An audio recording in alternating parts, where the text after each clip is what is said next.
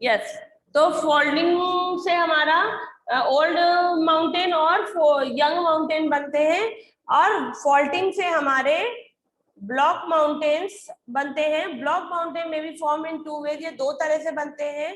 When to रफली parallel fault अकर, जब दो रफली पैरेलल फॉल्ट होते हैं, यानी कि कैसे बनता है इसका आपको मैं समझा रही हूँ, देखते चलिएगा। कोई जमीन है ऐसे, ओके, जब ये यहां से और यहां से ब्रिक हो जाएगी तो ब्लॉक माउंटेन बनता है। Block of the earth between them may be raised, forming a steep side block mountain. A block mountain may also formed by the sinking of the crust on either side of the two parallel faults. The Vosges and the Black Forest are some of the example of block mountains. यानी कि जब shape इसका बनता है, जब fault आता है तो ये ऐसे बन जाते हैं। सॉरी, यानी यहां से फॉल्ट हुआ,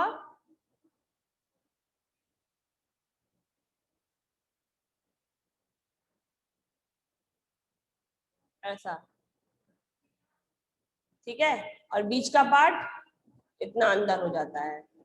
तो ये आपके ब्लॉक माउंटेन बनने का प्रोसेस होता है कि जब पैरेलल रफ फॉल्ट जो होते हैं, जब रफ फॉल्ट आता है तब ये बनते हैं, और ब्लॉक हो जाता है, या एक साइड उठ जाता है, दूसरा साइड ब्लॉक हो जाता है, यानी कि अंदर धंस जाता है।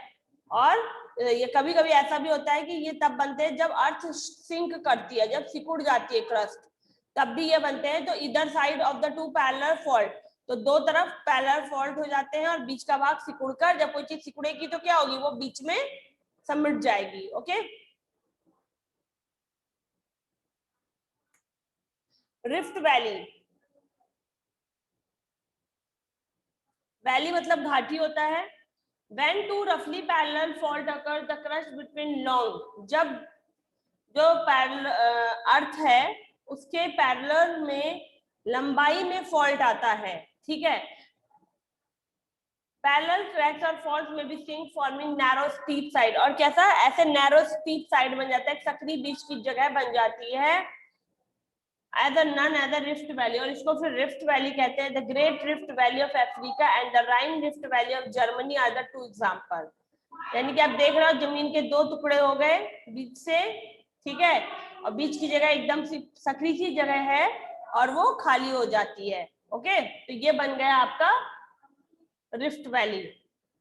Landforms on the earth surface are ever changing under the influence of the two following forces, और अर्थ पर जो भी चेंजेस होते हैं सरफेस पर या अर्थ के अंदर जो भी चेंज, वो दो पावर की वजह से होते हैं, दो फोर्स की वजह से होते हैं, जिसमें एक तो होता है एंडोजेनिक और दूसरा होता है एक्सोजेनिक। जैसा कि नाम से पता चल रहा है, इंडोजेनिक यानी कि अंदर वाला या इंटरनल फोर्स, और एक्सोजेनिक यानी कि बाहर एक्सटर्नल। तो इंडोजेनिक फोर्स जो होता है, जो अर्थ के अंदर काम करता है, यानी जो आपके टेक्टोनिक प्लेट्स का टकराना है, अर्थक्वेक, वोल्केनो, फॉल्टिंग, ये सब इसमें आते हैं। फिर अर्थ के सरफेस पर जो फोर्स काम करता है उसको एक्सोजेनिक कहते हैं। एक्सोजेनिक फोर्सेस में आपके क्या आते हैं, एक्सोजेनिक फोर्सेस में आपका वेदरिंग और इरोजन और डिपोजिशन आता है।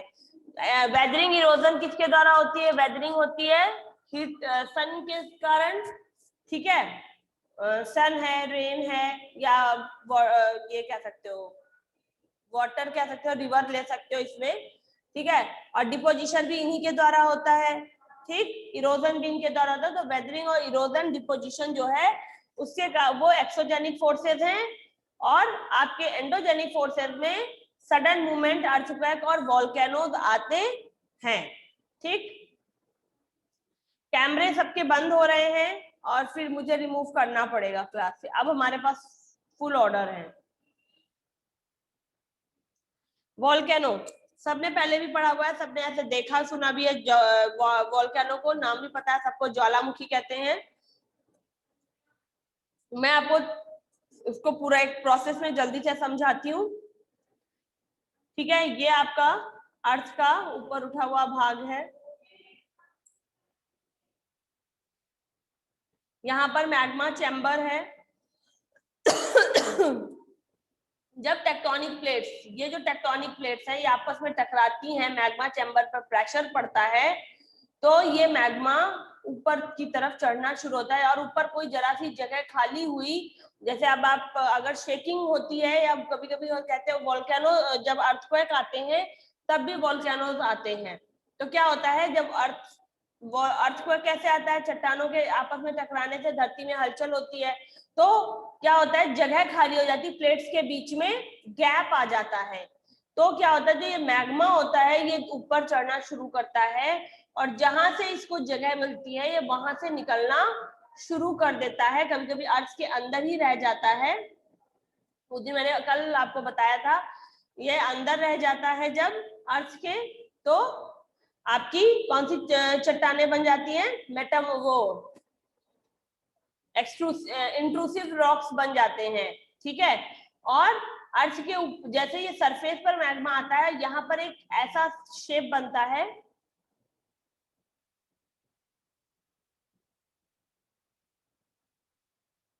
एक कीप के जैसा सरफेस बन जाता है, जिसको क्रेटर कहा जाता है। एक खाली जगह छेद खुलता है जिसको वेंट बोलते हैं, और फिर वहां पर एक कीप, जैसे आपकी कीप होती है ना जिससे आप तेल या पानी जो भी कुछ भरने के लिए यूज करते हैं सफेद चीजों में, तो वो जगह बन जाती है, और वहां से ये जो मैग्मा होता है वो सरफेस पे आना शुरू कर देता है, ठीक है।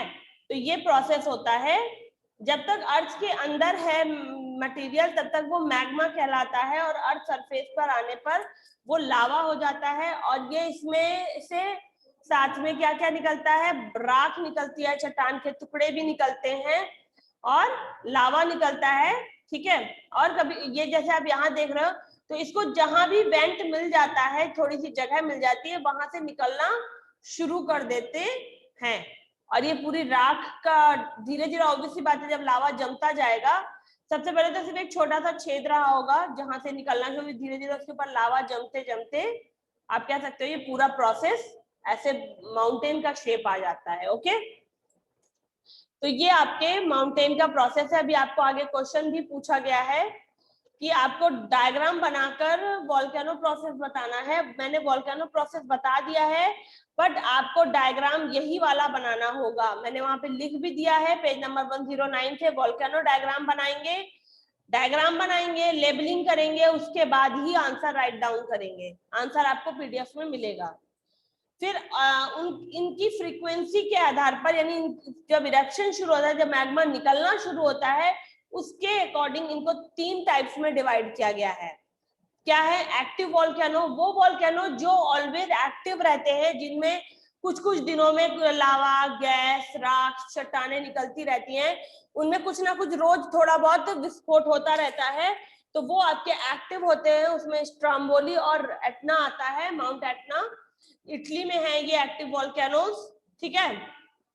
फिर आपका आता है डोरमेंट, ये वो वोल्केनो होते हैं जो बहुत लंबे समय तक बिल्कुल शांत रहते हैं, मगर कभी भी फ्यूचर में ये फट सकते हैं।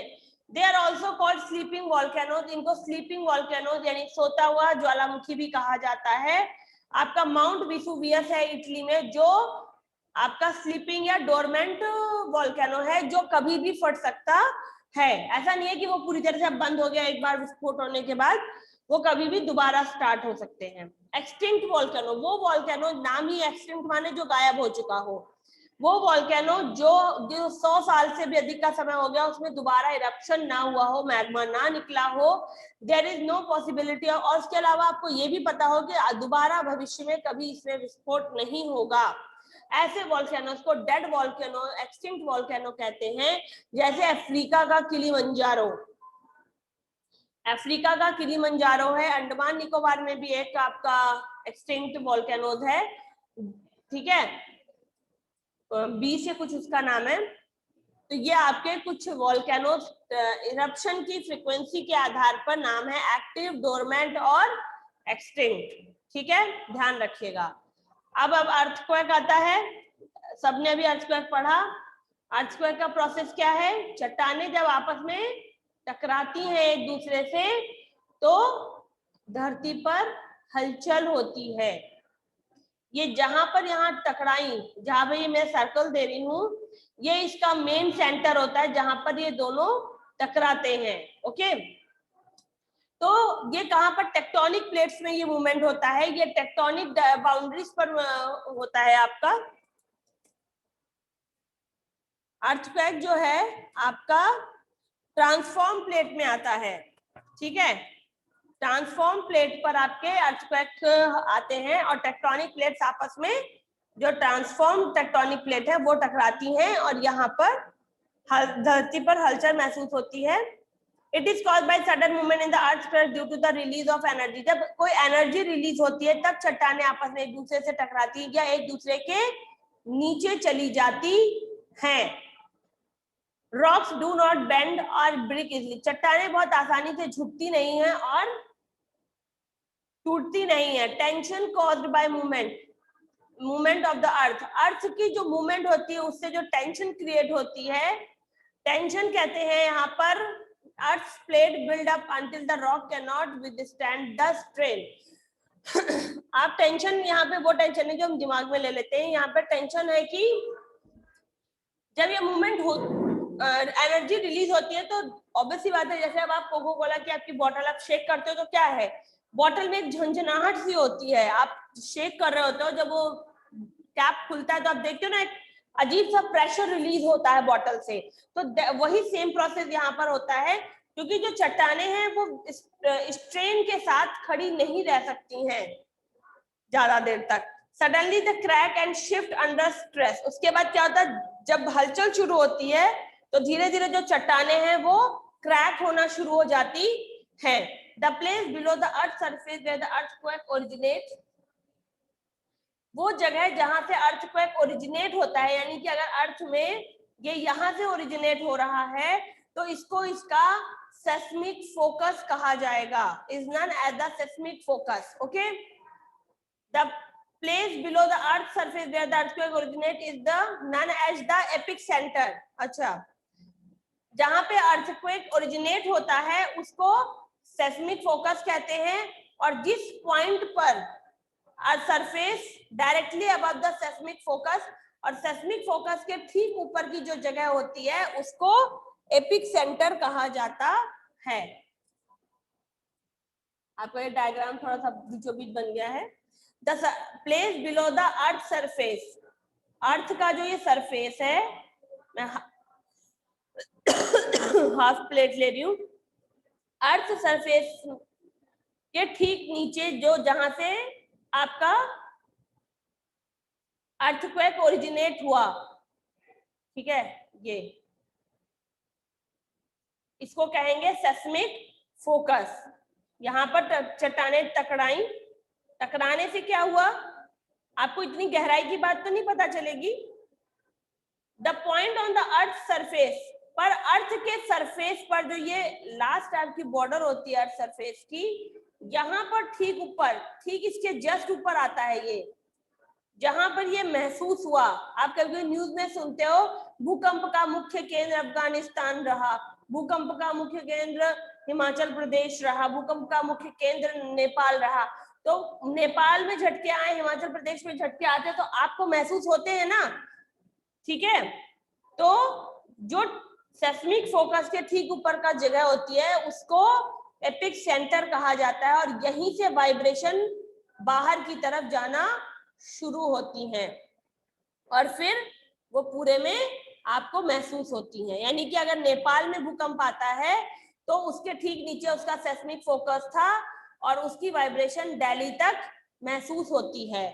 एट अ सिंपल प्रोसेस अगर हम समझते हैं, जब हम तालाब में गिट्टी फेंकते हैं ऐसे करके तो वो जाता है नीचे, ग्राउंड में गिरता है, वो वाटर सरफेस पर गिरता है, बट तरंगे कहाँ आती हैं, पानी में ऊपर की तरफ आ जाती हैं, ठीक है। वही चीज यहाँ पर होती है। या जब मछली पानी में नीचे से ऊपर आती है, कभी देखा है जब मछली आती है, बिल्कुल शांत तालाब हो और छोटी छोटी मछलियां होती हैं जो तालाब में, वो आती हैं जब, तो क्या होता है, पूरे तालाब में वाइब्रेशन शुरू हो जाता है, ऐसे ऐसे करके वेव उठना शुरू हो जाती है, और मछली तो नीचे से ऊपर आती है तो वो यहाँ पर आई, तो सेम यहाँ से जो तरंगे फैलना शुरू होती है वो एपिक सेंटर से जाना शुरू होती हैं। ये चीज है इसमें, ठीक है।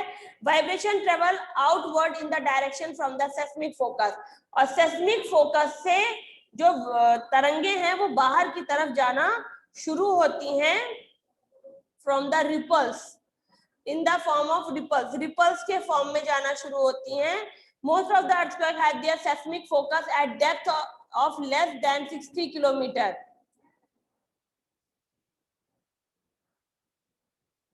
सबने कैमरे फिर बंद कर लिए हैं, कोई डर नहीं है, एक आधे को रिमूव कर दिया जाए। चलो start.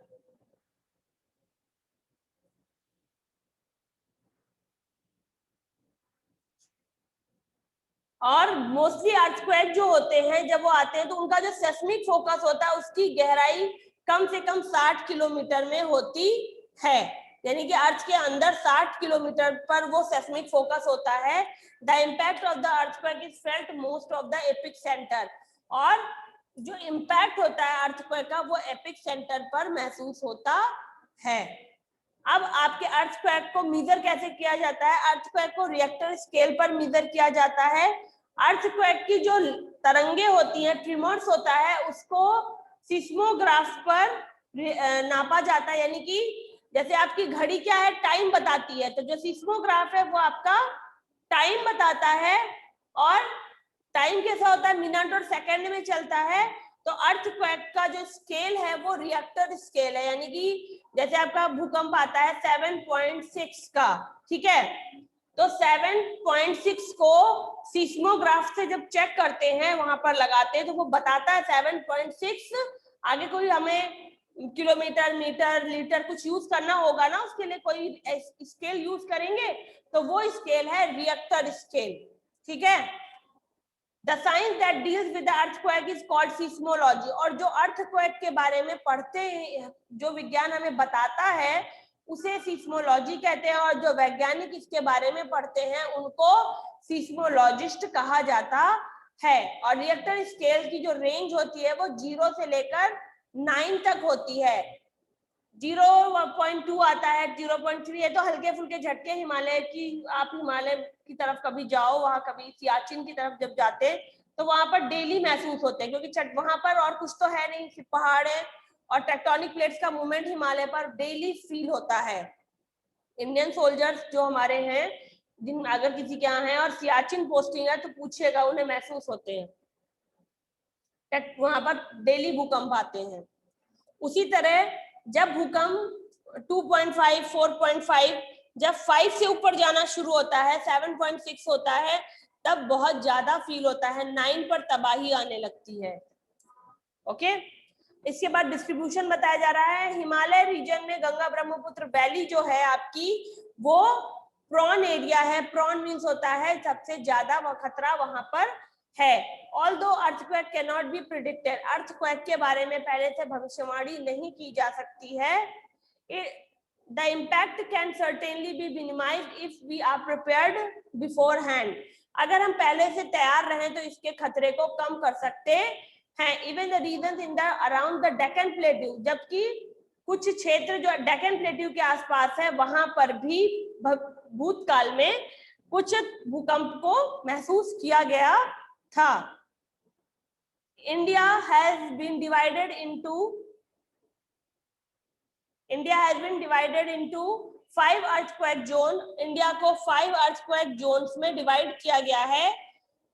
Some common earthquake prediction method adopted locally by the people include studying animal behavior, और कुछ भविष्यवाणियां हैं जो भूकंप को लेकर लोकल लोगों ने कर रखी हैं जानवरों के व्यवहार के आधार पर। यानी जब भूकंप आने वाला होता है तो जानवरों का व्यवहार बदल जाता है। कहते हैं जब कुछ आपदा आने वाली होती है ना, तो जानवरों को सबसे पहले पता चलता है, ठीक है। हम बहुत सारी चीजों में बिजी रहते हैं और वो बिल्कुल नेचर के पास होते हैं, तो उन्हें पहले अलर्टनेस होने लगती है। तो ये बात सच है कि घर के जो बड़े बूढ़े होते हैं वो पहले से उनको आभास होने लगता है, तो वो कहते हैं इस बात को कि कुछ तो है, जो जानवर बहुत ज्यादा परेशान हो रहा है या उलझन करते हैं, कभी कभी गायें भी हैं बहुत शोर करना शुरू कर देती है, एकदम अपने आप को छुड़ाना चाहती हैं। तालाबों में भी मछलियां देखी जाती है कि एकदम परेशान सी तड़प रही होती हैं, तो लोग उससे पता लगा लेते हैं कि कुछ ऐसा हो रहा है। तो fish in the pond get agitated और snake come out the surface. जब बहुत ज्यादा सांप दिखने लगते हैं या मछलियां तालाब में बहुत ज्यादा एकदम एजिटेटेड मीन्स होता है परेशान होने लगती हैं, तो ऐसा महसूस किया जाता है कि भूकंप आने वाला है या आ रहा है। ओके,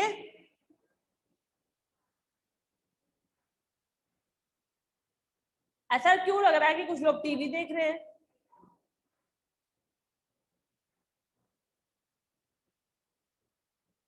तनिषा, तुम इधर देख रही हो या इधर देख रही हो? कुछ शो नहीं हो रहा है।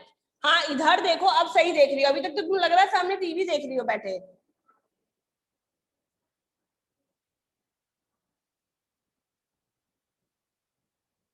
आई थिंक टीवी भी चल रहा है और मैं भी चल रही हूँ साथ साथ। No ma'am. हाँ, तो आपको क्या मेजर करना होगा? अर्थक्वेक आने से पहले कुछ प्रिपरेशन कर लेनी चाहिए।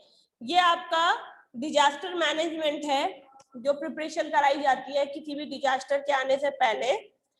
तो अगर घर के अंदर हैं आप, तो आपको क्या करना होगा? दीवार से अगेंस्ट खड़े होइए।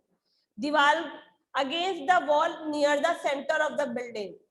स्टैंड अगेंस्ट द वॉल, दीवार के अगेंस्ट खड़े होना चाहिए, नहीं आसपास आपकी कोई दीवार ना हो। बिल्डिंग के बीचों बीच, near the centre of the, और बिल्डिंग के बीचों बीच नहीं होना चाहिए। इन द डोरवे और द अंडरनीथ वुडन फर्नीचर, और हमें क्या करना होगा? या तो दरवाजे के और या किसी वुडन फर्नीचर के पीछे होना चाहिए, क्योंकि लकड़ी बचा लेती है शायद इसलिए। स्टे अवे फ्रॉम विंडो, खिड़की कांच की और फर्नीचर और वॉल हैंगिंग से दूर होना चाहिए, यानी कि जो आपके झूमर उमर होते हैं उनसे हमें दूर होना चाहिए।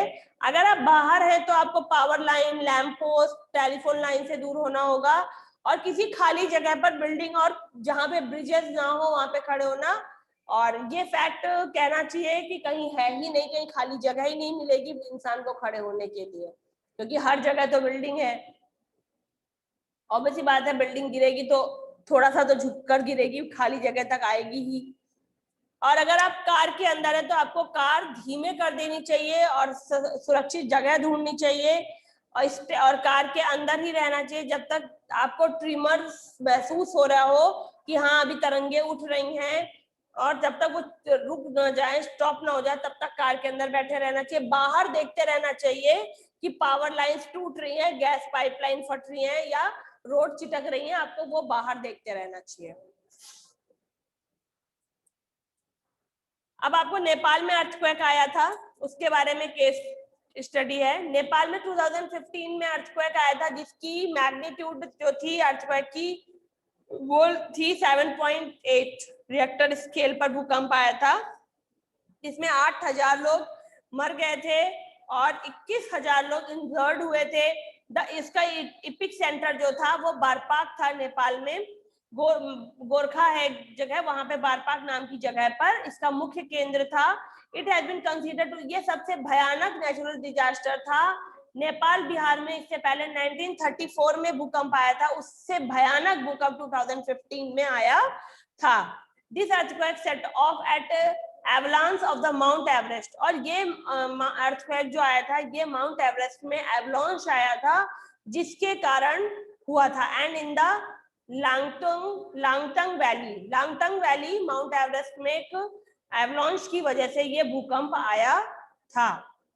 यानी जब धरती में, ऑब्वियसली बात है, आपके जब एवलांच आएगा तो बर्फ का बहुत बड़ा हिस्सा, एक बर्फ जिसको कहते हैं बर्फीला तूफान आता है, बर्फ बहुत बड़े टुकड़े में फिसलना शुरू करती है। तो जब कोई चीज फिसलेगी तो क्या होगा? अपने नीचे की सतह को भी हिलाएगी, ऑब्वियसली हिलाएगी ना। जब आप झूले पर बैठते हो तो झूले की जो सतह होती है वो भी हिल रही होती है ना, तो सेम चीज है वो। तो टेक्टोनिक प्लेट्स पर असर आया, और नेपाल बिहार की तलहटी, नेपाल जो है वो हिमालय की तलहटी में है, तो उसमें वहां पर भी मूवमेंट महसूस हुआ, जिसकी वजह से बहुत भयानक भूकंप आया। 21 people were killed in the Mount Everest that day, और उसी जब एवलांच आया था उसमें 21 लोग मारे गए थे। Earthquake caused wide spread loss, earthquake की वजह से बहुत बड़े स्तर पर नुकसान हुआ था। People were rendered homeless across many district of the country, और देश में बहुत से जिलों में लोग बेघर हो गए थे। यूनेस्को वर्ल्ड हेरिटेज ने world heritage sites located in Kathmandu, Kathmandu में यह जगह है, like the Patan Durbar square and the Bhaktapur दरबार स्क्वायर वर डिस्ट्रॉयड, और वहां पे यूनेस्को की वर्ल्ड हेरिटेज साइट है। ये दो घूमने की जगह थी, जैसे आपके अजंता एलोरा है, ताजमहल है, यूनेस्को वर्ल्ड हेरिटेज है, तो उसी तरह वहां पे पाटन दरबार था और भक्तापुर दरबार था जो पूरी तरह से डिस्ट्रॉय हो गया। द फॉलोइंग मंथ, और उसी महीने यानी अप्रैल 2015 में जब वो आया था, a major aftershock struck the country with the magnitude 7.3, aftershock आया था एक जिसमें 200 लोग मरे थे। आफ्टर शॉक और बिफोर शॉक आता है। बता दूं आपको आफ्टर शॉक क्या होता है। आफ्टर शॉक जो होता है अर्थक्वेक के, जैसे पहले एक आता है अलार्म देता है अर्थक्वेक, ठीक है। Before and after earthquake there will be smaller earthquake, एक छोटे छोटे भूकंप आते हैं। The one that happened before the earthquake called foreshock, सबसे पहले अर्थक्वेक एक छोटे लेवल पर आता है, एक अलार्म देता है आपको, उसको कहते हैं फोरशॉक, ठीक है। और जब उसके बाद एक बड़े लेवल पे भूकंप आता है, जैसे तबाही करने वाला जो होता है, उसके बाद एक भूकंप का झटका और महसूस होता है जो बताता है मैं जा रहा हूं, आपको एक सिंपल वे में मैं समझा रही हूं, तो उसको कहते हैं after shock. The one that happen after, यानी एक घटने के बाद जब दूसरा फिर से आता है तो वो होता है आफ्टर शॉक, यानी बाद का झटका, पहले का झटका। पहले झटका दिया, अलार्म बजाया कि अलर्ट हो जाओ, भूकंप के चांसेस हो रहे हैं, बट कभी कभी ऐसा भी होता है फोर शॉक आता है फिर आफ्टर शॉक नहीं होता है, बट मोस्टली ऐसा देखा गया है कि फोर शॉक के बाद आफ्टर शॉक जरूर मिलता है, ठीक है। तो पहले हल्का भूकंप झटका दिया जाता है, देखते हैं लोग कैसे अलर्ट हो रहे हैं और कितनों ने महसूस किया, उसके बाद फिर आफ्टर शॉक आता है। ओके, तो ये था आपका। और नासा ने भी अपनी एक रिपोर्ट में बताया है कि जुपिटर में भी प्लेट टेक्टोनिक्स का फॉर्मेशन देखा गया है, ठीक है, ये बताया जा रहा है। फोल्डिंग फॉल्टिंग होता है फॉर्मेशन ऑफ द अर्थ में, अर्थक्वेक होते हैं, प्लेट टेक्टोनिक्स होता है, movement of the earth, continent, अच्छा कॉन्टिनेंटल ड्रिफ्ट थ्योरी है, उससे मूवमेंट ऑफ द अर्थ होता है जिसकी वजह से प्लेट टेक्टोनिक्स है और वोल्केनोज आते हैं और अर्थक्वेक्स आते हैं, और अर्थ का जो लैंडफॉर्म बनते हैं वो फोल्डिंग और फॉल्टिंग से बनते हैं। ओके, और there is your exercise, fill it. पहले में आपका सेस्मिक फोकस होगा, दूसरे में कॉन्टिनेंट होगा, थर्ड में आपका यंग है, फोर्थ आपका ट्रांसफॉर्म है, और फिफ्थ आपका फोल्डिंग है। ओके, अभी मैं करा रही हूँ इसे। एक्टिव वोल्केनो आपका स्ट्राम्बोली और माउंट एटना दोनों हैं, तो आपको ये लगा सकते हैं। Folding is caused by the force of upliftment, और डोरमेंट में आपका माउंट वेसुवियस आएगा। ओके, और अल्फ्रेड वेगनर जो थे वेगनर वो मीटरोलॉजिस्ट थे। ओके, और आपके इसमें ट्रू फॉल्स में पहला स्टेटमेंट ट्रू है कि ट्रांसफॉर्म प्लेट में अर्थक्वेक आते हैं, ठीक है। बाकी एक्टिव वोल्केनोज वर्ल्ड में अटलांटिक रिंग ऑफ फायर में है, ये स्टेटमेंट गलत है। रिंग ऑफ फायर आपको पता होना चाहिए पैसिफिक में है, ठीक है। भुज में अर्थक्वेक आया था 2004, ये गलत है। भुज में अर्थक्वेक आया था 26 जनवरी 2001 में, और नेपाल और बिहार का अर्थक्वेक अभी अभी आपने पढ़ा 1934 में आया था, ना कि 2004 में। ओके, तो तीन आपके फॉल्स हैं लास्ट वाले, और फर्स्ट स्टेटमेंट आपका ट्रू होगा।